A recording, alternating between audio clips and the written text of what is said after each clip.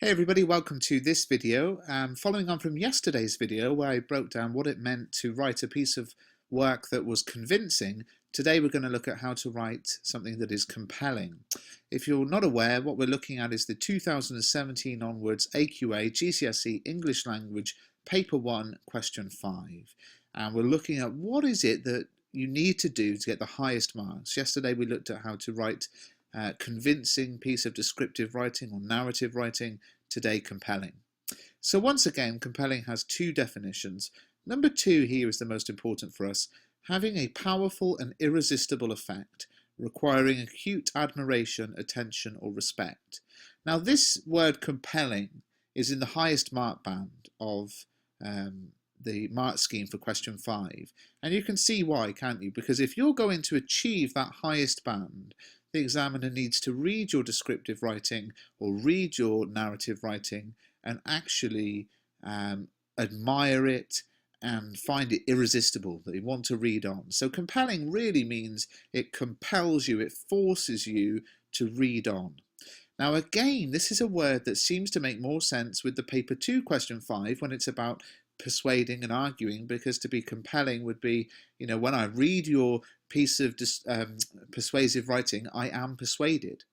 But we see it in paper 1 with descriptive and narrative writing. So how can you be compelling if you're writing the descriptive piece or the narrative piece? Well, one of the things is, and this is something I think we probably don't focus on enough at school, your piece needs to be structured in such a way that it is interesting throughout, that it draws the reader in at the beginning with what we might call an arresting opening. You can open any novel and the first page, the first couple of paragraphs in that page should be what we think of as an arresting opening. It grabs your attention and draws you in. And, there's the book, I always remember the book Aquila, which opens with the sentence, that was the day Tom disappeared. So it draws you in straight away. You think, well, who's Tom? How did he disappear? What happened that day? Why is that day important? And we're quite good, I think, at opening our narratives in that sort of interesting way. But the thing you have to get your head around is that it needs to be compelling throughout. Okay, so it's not just the beginning that should grab your attention, but it should be compelling throughout. Now you've got to balance this with what I said in the previous video, that you don't want this over the top, totally unsubtle, hyper kind of action piece. If he stabs him and then, the house is on fire and all that kind of thing. But you've got to try and draw your reader in at the beginning and keep them interested. And how can you do that? Well, there are a number of ways. Again, they're covered in the ebook at mrbruff.com. But, you can have little clues and little unanswered questions throughout your writing that draw the reader in. Again, that's one of the high ability skills, is to have some sense of mystery, some things that aren't explained, some sense of kind of, I'm sensing something about this character, but I don't understand why. Similarly, with descriptive writing, it is about making sure that you describe in a way that is not just all the same. And I talked about this again in my descriptive writing videos and in the ebook, but describing not just what you can see, but what you can hear, what you can feel. And another way to be compelling is to look at things from a different angle. One of the exam questions many years ago was to describe the room you are in. And of course the exam board knew, well, the room you are in is the exam hall. So they had thousands of answers describing the exam hall, all in a very similar way. To be compelling, though, you want to be irresistible to read on, you want to push them to read on, so you want to try and think about things in a different way. And one candidate wrote about the exam hall as if viewed from very high up in the sky, looking down at the symmetrical pattern of people, the scribbling of pens on paper, all of this, just looking at it in a different way is a way of being compelling.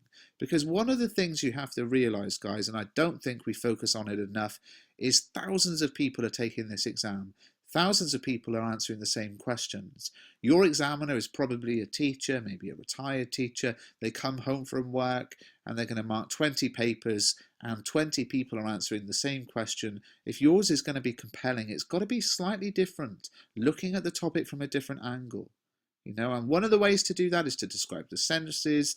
Another way is to just look at something from a completely different angle. But however you do it, you need to be compelling. But what I would say the main thing to take from this is, we focus very well on having a very good opening, but you should try and have the structure of your piece, lay it out in a way that it is interesting in the beginning, in the middle, and the end. Don't just think about a great starting point, but have a little bit of a thinking time about the structure of your writing. What's going to happen? Not over the top, not over dramatic, because that's then not convincing from the previous video, but just try to lay out an idea of how your piece will be structured so that all the way through it remains compelling. And of course, technical accuracy can help with that. Varying your paragraph length can make a piece more compelling, because you're going to want to read on. Varying your sentence starters, your vocabulary. I like this idea of varying your lexical fields. So for a kind of negative piece of say a story, lots of the adjectives are quite negative, and then in the positive piece they move to more positive.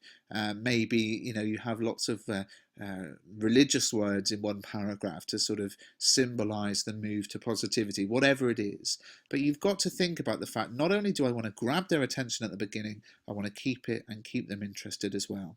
Lots more examples and details in my other videos here on YouTube, but also in the ebook. Please do pick up a copy at mrbruff.com.